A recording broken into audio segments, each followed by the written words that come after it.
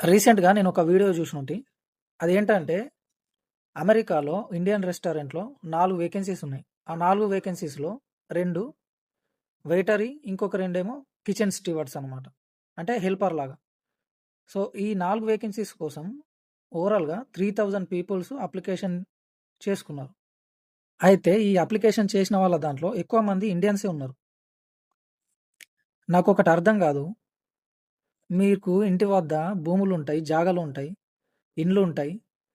డబ్బులు లక్షలు లక్షలు డబ్బులు కట్టేసి మరి అమెరికాకి పోయి అక్కడ ఏదో రెస్టారెంట్లలో, కిరాణా షాపులలో పనిచేస్తారు. ఎందుకురా భాయ్ ఇంటికాడ ఉండి అదే డబ్బులతోటి లక్షలు లక్షలు పెడుతున్నారు. అదే డబ్బులతోటి ఒక మంచి బిజినెస్ చేసుకోవచ్చు కదా!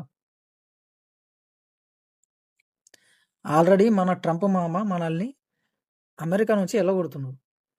ఇంకో విషయం ఏందంటే అక్కడ ఉన్న వాళ్ళకి కూడా రెస్పెక్ట్ ఇస్తలేదు.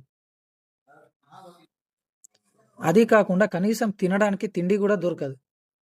మన ఇండియాలో దొరికినంత ఫుడ్డు అక్కడ దొరకదు. సో, లేడీస్‌కైతే ఇంకా చెప్పనవసరం లేదు. వాళ్ళకి క్రేవింగ్స్ వచ్చి మరి బయటకెళ్ళి కనీసం ఏదైనా ఈవినింగ్ స్నాక్స్ తిందామన్నా కూడా వీలుండదు. అవే డబ్బులు పెట్టి ఇండియాలో ఒక మంచి బిజినెస్ స్టార్ట్ చేసి పడుతుంది కావచ్చు 1, 2 సంవత్సరాలు. కానీ మీకంటూ ఒక మంచి బిజినెస్ ఉంటుంది గదా!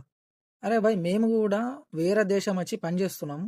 ఎందుకంటే మనకి ఇంటి వద్ద పేరెంట్స్ సపోర్ట్ లేదు. ఫైనాన్షియల్‌గా ఇబ్బందుంది. ఇంటి వద్ద భూమి లేదు, జాగా లేదు, ఇల్లు లేదు. అట్లాంటిది మీకు ఇల్లు ఉండి, జాగా ఉండి, డబ్బులుండి మరి అక్కడికెళ్ళి హోటల్స్‌లలో పనిచేయడానికి సిద్ధమవుతున్నారు. ఎందుకు భయ్? అట్లాంటిది మీరు అన్నీ ఉన్నా కూడా ఎక్కడో వెళ్ళి హోటళ్లలో జీతం ఉంటారేంట్రా?